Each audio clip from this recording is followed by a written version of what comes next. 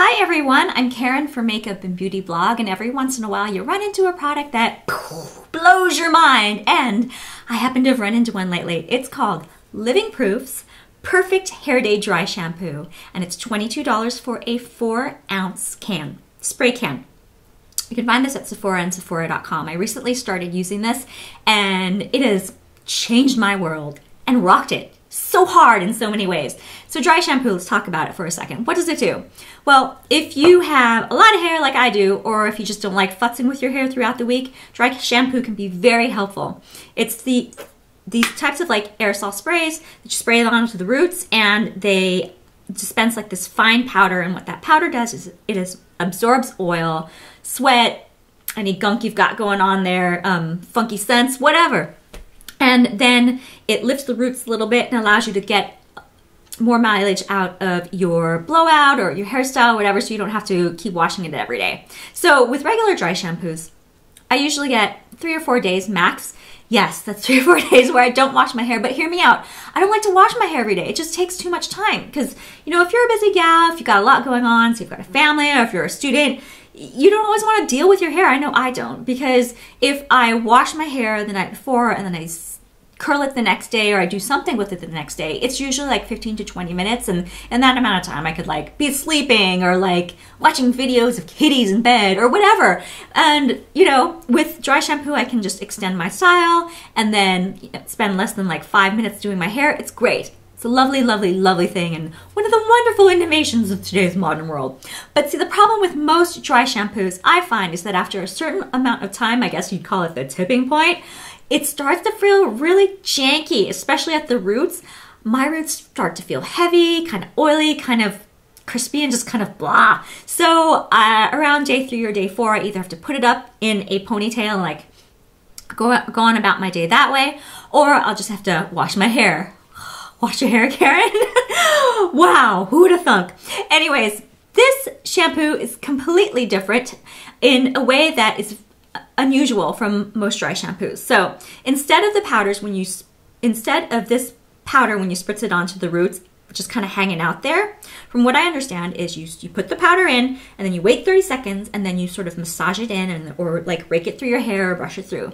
And instead of the powders just sitting there absorbing the oil, when you have the act of, when you brush it through or rake it through the hair, or you know, massage it in, the powders actually lift away all the dirt and the oil, so essentially your hair is getting cleaned as well in the process. Now, of course, it's not going to be the same as shampooing, but I have to say it feels a lot different compared to regular dry shampoos, almost fresher.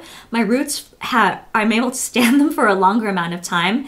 Like, I can make it 5 full days, yes, 5 full days, and have my hair down that whole entire time when I use Living Proof's Perfect Hair Day.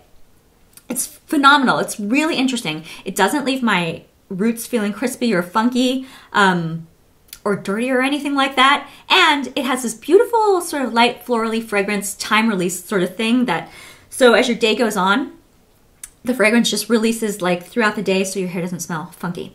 Anyways, it's really great. There's also a, let's see, I mean, there's, you know, tons of drugstore budget dry shampoos out there that are great, but if you want to invest a little bit more, if you're curious, I think this is probably the best one out there in the market right now. The second best I would have to say is chlorine.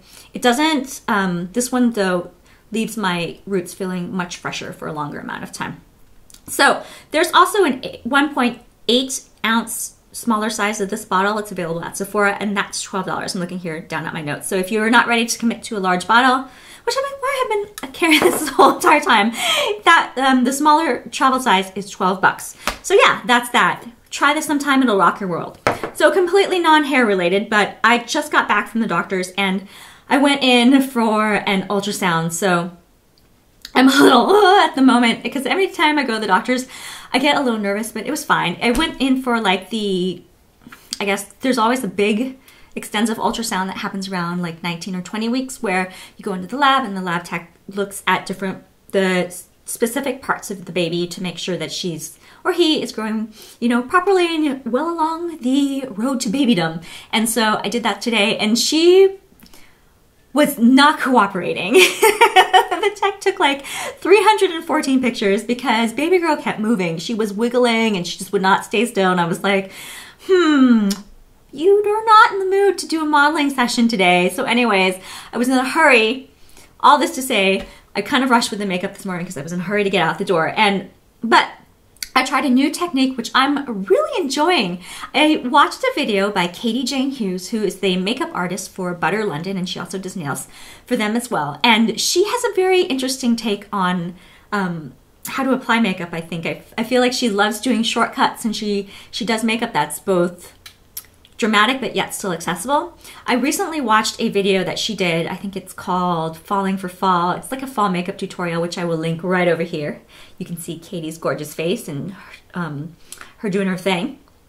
And in the video, she does this not unusual, but an interesting skin technique that I never tried before, where she placed concealer on very specific parts of her face, up here on the forehead, underneath the eyes, around the nose and the mouth. And then she used like a cushion compact foundation, which is a very sheer foundation, to blend everything out. So I didn't have a cushion compact on hand, so all I did was I misted a foundation brush, the Hourglass foundation brush, with some Avene spring water in a spray can, and then I buffed it out with some MAC Water Weight foundation and set it lightly with some mineralized skin finish, and it did not take long at all. And I feel like the skin ended up looking like real skin. I don't know, it was kind of a fun thing to try and much different than what I usually do. So if you ever get a chance, give Katie's video a look-see. I think you'll find it really interesting. And try that skin technique sometime and tell me what you think about it. Okay, oh, and she also has an Instagram, which is how I found her videos. I follow her on Instagram as well. I'm gonna link her in the description box below.